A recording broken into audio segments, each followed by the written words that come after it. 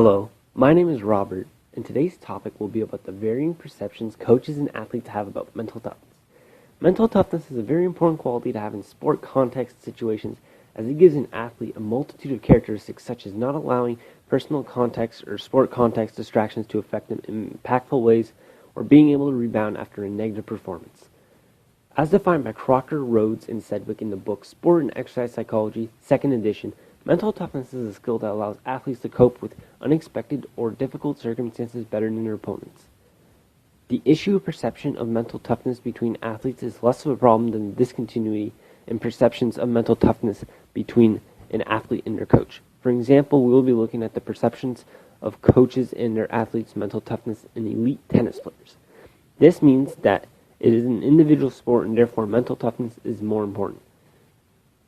In the study conducted by Enkel, Cowden, and Fuller at the Middle Tennessee State University, it was found that elite intercollegiate tennis athletes who played for their respective NCAA Division I school agreed with their coaches on the importance of a few components of mental toughness, but not all of them. There are 6 specific components of mental toughness relative to the sport of tennis: emotional control, ability to address challenges, focusing on the sport event, taking responsibility, having a sense of self-belief and confidence, and having a never-say-die attitude.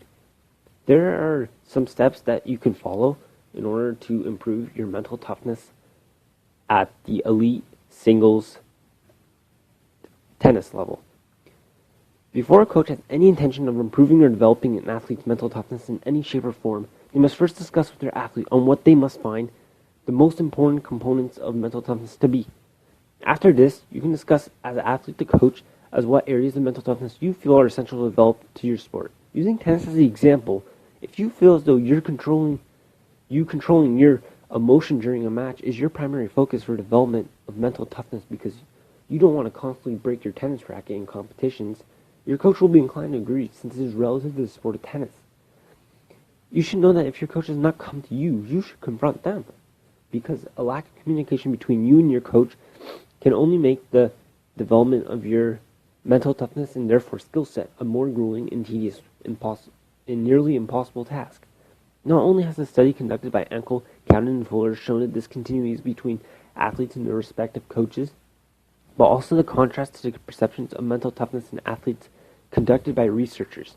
This shows that mental toughness can be interpreted in many different ways by different people. There are a number of moderator variables in which mental toughness is evaluated, which include gender, sport type, culture, and skill level. It is important for coaches and athletes to be on the same page of which variable they fall under. While it may seem unnecessary and even silly to determine the gender of the athlete and sport type, it is very important to establish immediately that you know what definitions and concepts of mental toughness you will be associated with, as they change within variables. For example, an elite tennis athlete from Europe will have different cultural backgrounds than an elite American tennis athlete. An effective way to make sure you are always on the same page as your coach is to work together and to assess your current level of mental toughness, as it is important for coaches and athletes to agree on the ratings of an athlete's mental toughness. To do this, conduct an evaluation after each athlete's performance to further improve their mental toughness or know under what conditions specific areas to improve at. An example of this would be after a training session, you meet up with your coach to talk about how you are progressing a certain component of mental toughness, and he tells you about your progress. Once athletes develop a level of mental toughness, they must be careful in the task of maintaining it. As mental toughness is not permanent, it can be lost through a number of ways. One example, especially true to tennis, is continued losses. Since it is usually an individually played sport, it takes a great level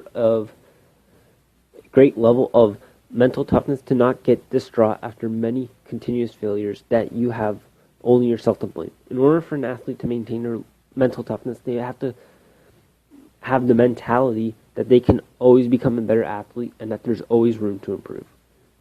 That concludes this video. Hope you put the good use of information and tips that you have heard today.